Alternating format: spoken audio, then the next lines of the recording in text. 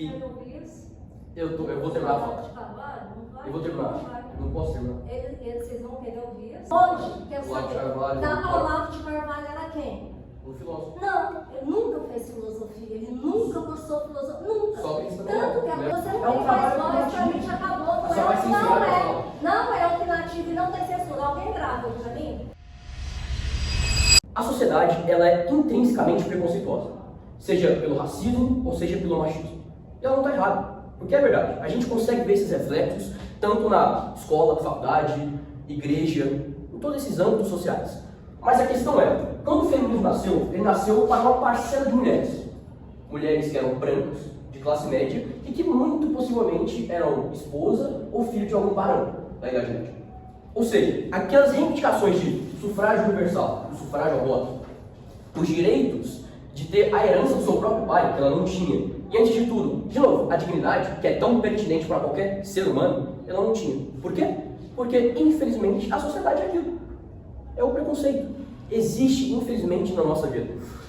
E quando esse feminismo arrecata só esses desejos, só essas legítimas, antes de tudo legítimas, mas apenas essas reivindicações, ela exclui uma outra parcela de mulheres, que é as mulheres negras. Que a gente não pode esquecer, no século XVIII não existia escravidão. Em 1868 foi abolida nos Estados Unidos, enquanto no Brasil só foi 30 anos depois, em 1888. Então, a gente tem que entender que as mulheres, mesmo quando existia o feminismo, não existia a defesa delas.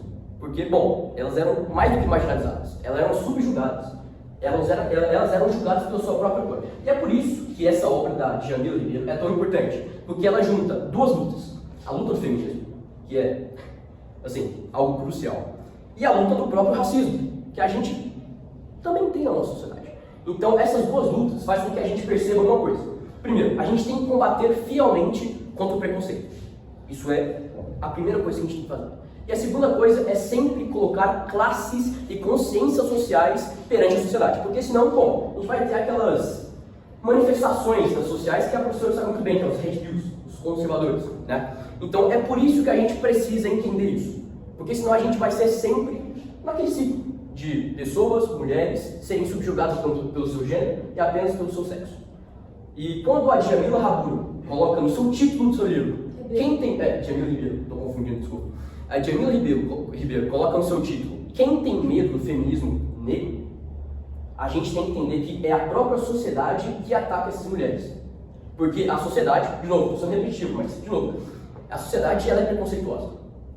E quando algo tão genuíno, a luta feminina é tão genuína como o feminismo, faz com que essa instituição patriarcal e, antes de tudo, eurocentrista, ataca esses próprios valores, essas próprias virtudes, que a gente não pode esquecer, a gente é subjugado por eles, e é por isso que, quando eu disse na minha primeira fala, vocês são racistas, mesmo que não sejam, e esse medo dessa sociedade, das instituições, do povo, da cultura refletida nessa ideologia, faz com que a gente perceba, bom, existe um mal, e esse mal deve ser combatido. Então é por isso que o feminismo negro, tanto quanto o trabalho cultural da Djamila Ribeiro, precisa ser cultuado. A gente não pode esquecer que, de novo, as mulheres eram nada. As mulheres eram vistas como, por exemplo, um objeto. Elas, de novo, não tinham direito de ter a herança do seu próprio pai. Então, a gente tem que entender que o feminismo é algo essencial, que nasce de uma urgência, antes de tudo, necessária, mas também que não deveria ser, porque a gente não poderia viver um preconceito tão pertinente na nossa sociedade. Basicamente é isso. Bom, não terminei. Eu nunca me senti tão traído comigo mesmo, tá? Desses últimos 6 minutos, 7 minutos, eu não acredito em nada que eu falei, com todo respeito. Porque, infelizmente, o feminismo não é nada daquilo que ela fala, que ela verbaliza. O que eu fiz aqui, bom, todo mundo pode fazer. É muito fácil defender o feminismo, porque o feminismo, na teoria, é bonito. Bom, direito das mulheres. Quem é contra isso? Quem em sã consciência é contra isso? Ninguém. Ninguém pode ser contra isso. Mas quando a gente vê as atitudes, os pioneiros, as concretitudes e as afirmações narrativas do próprio feminismo, a gente vê que é algo nocivo, socialmente nocivo. Porque, veja só, a gente tem a primeira onda feminista que foi comandada pela Anne Wollstonecraft, uma inglesa que queria destruir a família. algo que qualquer pessoa tem, né? Não importa se você tem um pai ou uma mãe só, você tem uma família. Segundo, a segunda onda feminista que foi revolucionada pela Simone de Beauvoir. Bom, a grande idealizadora do feminismo do século passado. Ela era uma pedófila, junto com seu marido Sartre. Então, assim, a gente tem que entender que o feminismo, na teoria, ela é muito bonita. Ela é algo incrível. Ninguém, em sã consciência, pode ser contra. Mas, de novo, quando a gente vê pessoas como Michel Foucault, que também era um idealizador do progressismo filosófico, bom, eu não quero fazer um ad hominem, mas é sério. A gente tem que separar, sim, o autor da obra, mas a gente não pode esquecer o que o autor é. E esses autores, que eram intrinsecamente feministas, vamos dizer assim, eles eram moralmente condenados. E quando a gente vê isso sendo refletido e normalizado em uma faculdade, a gente tem que entender, bom, não estou dizendo vocês, tá? Mas a grande maioria das pessoas que estão na faculdade não tem um filtro individual, não tem a crítica individual para falar, bom, isso é ruim. Mesmo que um professor, mesmo que uma faculdade, mesmo que uma instituição educacional fale, isso é bom. Você tem que ter esse crítico, esse ser crítico que está dentro de você, senão você vai ter só mais um, como o Olavo de Carvalho dizia, analfabeto funcional. Uma pessoa que não pensa por si só, uma pessoa que não tem coerência intelectual e apenas repete aquilo que o seu ideólogo favorito fala. Então, quando eu faço isso, eu não quero criticar eu quero, mas eu não quero apenas causar polêmica, eu quero causar realmente um senso de raciocínio em vocês. O feminismo, que a Jamila Ribeiro, que... Eu vou terminar a fala. Eu vou terminar. Não posso terminar. Vocês vão querer ouvir isso? É rapidinho, professor. Não. É que eu vim pra cá pra ouvir ciência. E você me vem com senso comum, com... Eu venho com política. Você viu com... Não.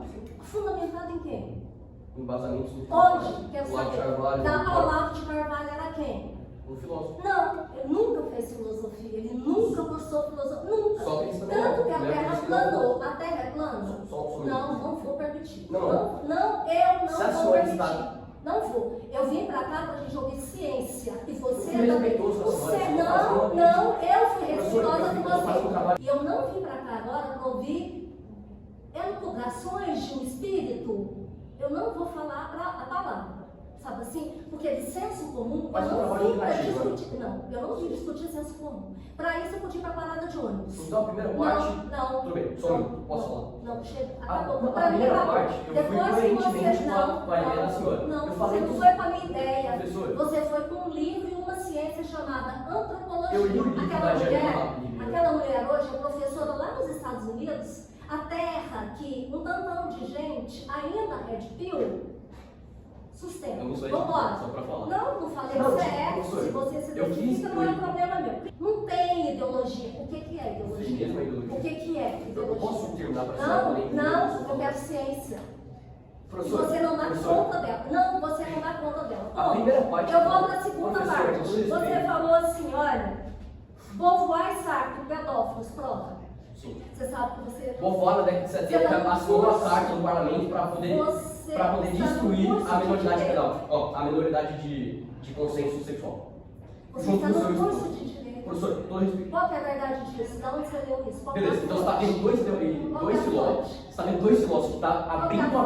Professor, a senhora... Professor, só um minuto, professor. O que é Beauvoir? Posso falar?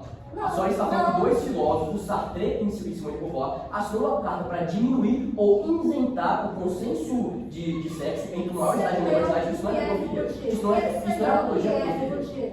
Professora, o que você leu que é pedofilia? Não. Você não tem nem fidelidade intelectual. Tudo bem. Você foi misturando tudo no pacote. Eu não tenho um diploma que a senhora. Não tem. Professor, só deixa eu terminar. Não. Você não tem mais voz, pra mim já acabou. Não é opinativo e não tem censura. Alguém grava pra mim? Não tem grava pra mim. Não tem censura nisso aqui. O trabalho é opinativo, eu falei pra vocês. Venham pra sala e tragam a opinião de vocês. E o que eu falei pra vocês? Eu coloquei o quê? Alguém pode falar pra mim? Quando eu demonstrei eu coloquei referencial teórico e distribuí. E você não demonstrei a minha opinião na primeira fala. Por favor, me respeite. Não, com todo respeito. Por favor, quando eu demonstrei minha opinião falando que... Eu não quero a opinião sua. Não quero.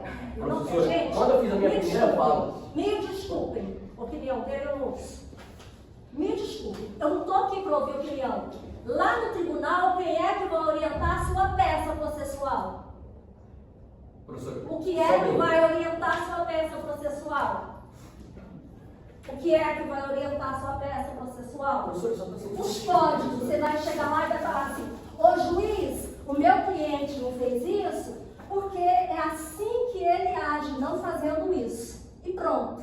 Isso aí, ó. E eu não tenho piada.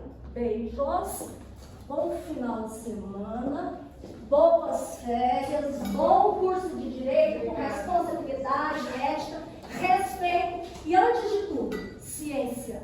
Tá bom. Obrigado, doutor.